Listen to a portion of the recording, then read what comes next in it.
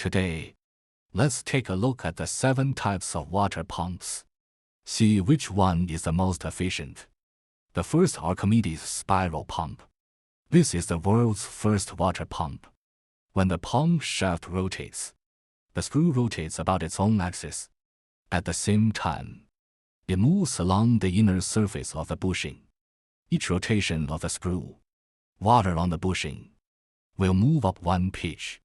As the screw rotates continuously, water is transported from low to high.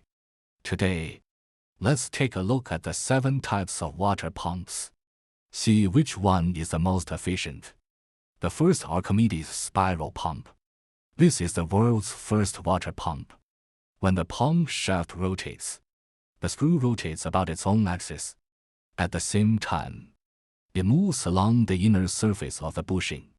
Each rotation of the screw, water on the bushing, will move up 1 pitch.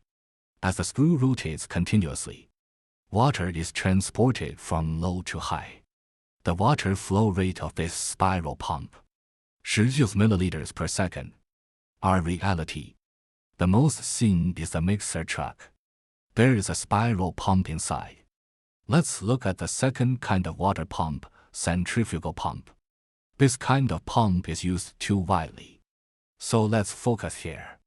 The motor drives the impeller to rotate at high speed, generating centrifugal force, forcing the liquid to be flung from its edge.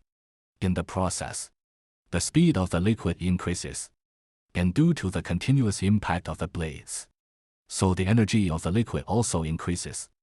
Accelerating fluid enters the vortex. At this moment, partial velocity of the liquid is converted into pressure. Cross-sectional area of vortex shell and outlet channel gradually increase. According to Bernoulli's law, decreased fluid velocity, pressure increases. Liquids do that. It's constantly being expelled. Head of single-pass centrifugal pump. They're not very big.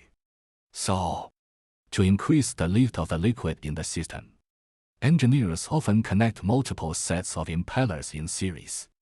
At this point, the liquid flows from the first stage impeller, come to the second level, go from the second level to the next level, and so on, and finally discharge through the exit. It is worth mentioning that there is also a screw pumps and centrifugal pumps, combined water pump. The spiral pump is the first stage. Centrifugal pump is the second stage. When the motor is running, the spiral pump keeps flowing, transporting water to the impeller. Finally, it is discharged by the impeller.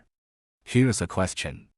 If there is only one impeller, and it just so happens that there is no liquid in the pump, so how do you start this pump? To fill up the water, the pressure inside the entire pump must be less than atmospheric pressure. And then, atmospheric pressure will remove external water, press into the pump.